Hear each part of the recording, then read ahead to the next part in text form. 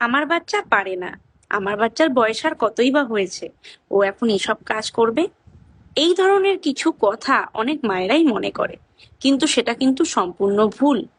একদম ছোট বয়স থেকে, যেই বয়সে বাচ্চা ইনস্ট্রাকশন নিতে শিখে যায়, সেই বয়স থেকে যেসব বাচ্চারা কথা বলতে পারে, সেক্ষেত্রে 2 থেকে 3 বছর বয়সে বাচ্চা কিন্তু টোটালি ইনস্ট্রাকশন নিতে শিখে যায়।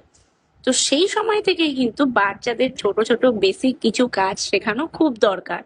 যেমন খেতে বসলে তার আগে হাতটা ধুয়ে আসা, হ্যান্ড ওয়াশ করতে হয়, খাওয়ার পরে হ্যান্ড ওয়াশ করতে হয়, এই দুটো জিনিস জানা। খেলনা নিয়ে খেললে, খেলা হয়ে গেলে খেলনাগুলো আবার একটা বাস্কেটে বা অন্য কিছুর মধ্যে যেটাতে ও রাখে, সেটাতে সরিয়ে রাখা।